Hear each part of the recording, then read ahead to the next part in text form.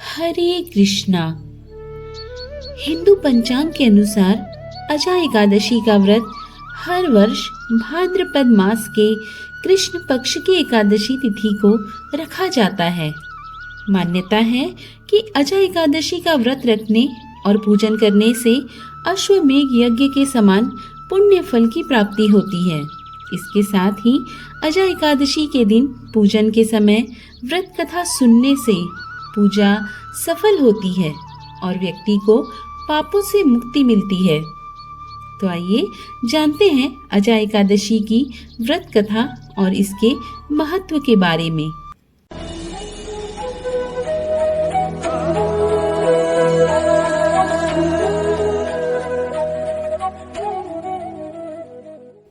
पौराणिक कथा के अनुसार एक बार युधिष्ठिर ने भगवान श्री कृष्ण से भाद्रपद मास के कृष्ण पक्ष की एकादशी के महत्व के बारे में पूछा।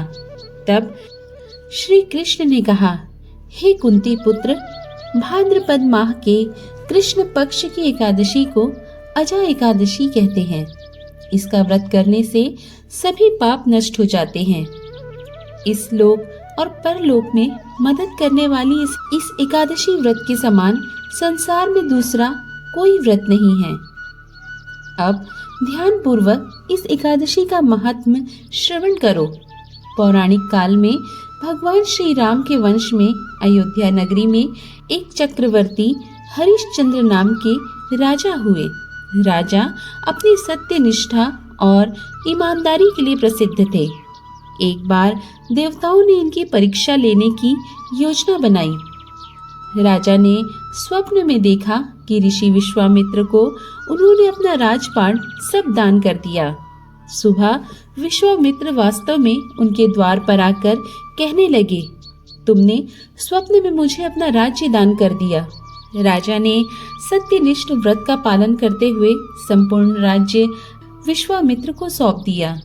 दान के लिए दक्षिणा चुकाने हेतु राजा हरिश्चंद्र को पूर्व जन्म के कर्म फल के कारण पत्नी, बेटा और खुद को बेचना पड़ा।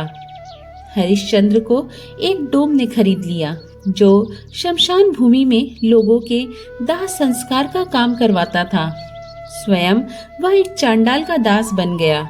राजा ने उस चांडाल के यहाँ कफन लेने का काम किया, किंतु उसने इस आपत्ति के काम में भी सत्य को नहीं छोड़ा।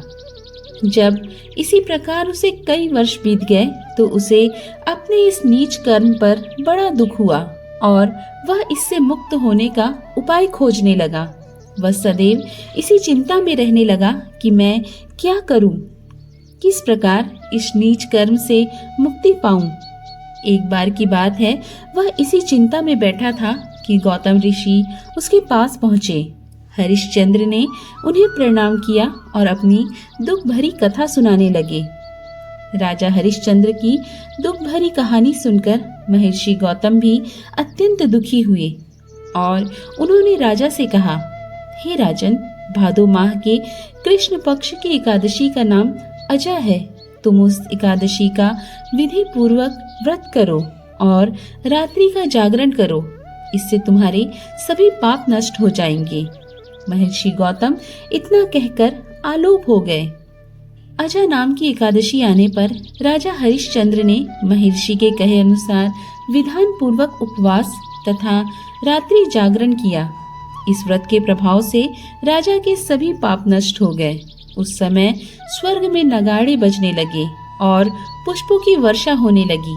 उन्होंने अपने सामने ब्रह्मा, विष्णु, महेश तथा देवेंद्र आदि देवताओं को खड़ा पाया।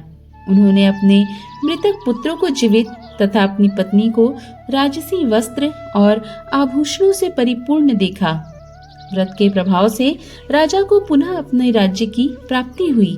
वास्तव में एक ऋषि ने राजा की परीक्षा लेने के लिए यह सब कौतुक किया था, परंतु अजा एकादशी के व्रत के प्रभाव से ऋषि द्वारा रची गई सारी माया समाप्त हो गई और अंत समय में हरिश्चंद्र अपने परिवार सहित स्वर्ग लोक को गए।